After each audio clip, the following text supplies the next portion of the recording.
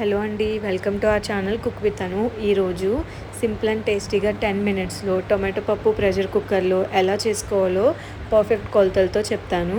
ఒక కప్ పప్పుని కడిగి ఉంచుకోవాలండి. కప్కి 2.5 కప్పుల నీళ్ళు యాడ్ చేసుకోవాలి. ఇప్పుడు పావు స్పూన్ పసుపు, ఒక ముప్పావు స్పూన్ కారం యాడ్ చేసుకోవాలి. సాల్ట్ విజిల్స్ వేసుకున్నాక యాడ్ చేసుకోవాలి, ముందే వేస్తే పప్పు ఉడకదంటారండి. ఇప్పుడు చిన్న ఆనియన్ని ముక్కలు కట్ చేసుకున్నాను.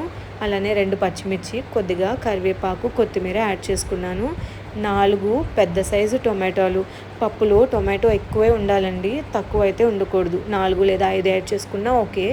ఇక్కడ చిన్న లెమన్ సైజ్ అంతా చింతపండును కూడా యాడ్ చేసుకుంటారు. నేను అన్నిట్లో యాడ్ చేస్తా కానీ ఒక్క టొమాటో పప్పులో మాత్రం ఓన్లీ టొమాటో ఫ్లేవర్ కోసం చింతపండుని అయితే స్కిప్ చేస్తాను.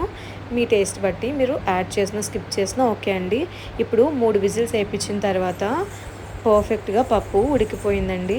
ఇప్పుడు ఒక స్పూన్ కల్లుప్పుని యాడ్ చేసుకొని ఇక్కడ పప్పు గుర్తుతో నేను పప్పుని మ్యాష్ చేసుకుంటున్నానండి, మెదుపుకుంటున్నాను. మీ దగ్గర మ్యాషర్ ఉంటే మ్యాషర్తో, ఏది ఉంటే దాంతో పప్పుని మెదుపుకోండి. అంతే, సింపుల్గా పప్పు అయిపోయిందండి. ఇప్పుడు తాలింపు చేసుకుందాము. దీనిలో 1/2 స్పూన్ ఆవాలు, ఒక 6-7 వెల్లుల్లిని వేసుకున్నానండి. వెల్లుల్లి పప్పులో చాలా బాగుంటుందండి.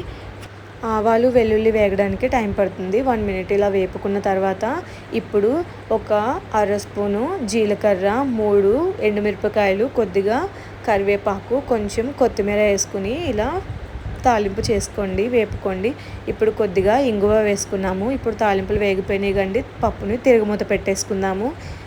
కొంచెం కొత్తిమీర వేసుకుని స్టవ్ ఆఫ్ చేసుకోవడం అండి. సింపుల్గా టేస్టీగా పప్పు అయితే రెడీ అయిపోయింది. ట్రై చేసి మీరు కూడా ఎలా వచ్చిందో నాకు కామెంట్ చేయడం అసలు మర్చిపోకండి. అలానే సింపుల్ అండ్ టేస్టీ రెసిపీస్ కోసం మన ఛానల్ని కూడా సబ్స్క్రైబ్ చేసుకోండి.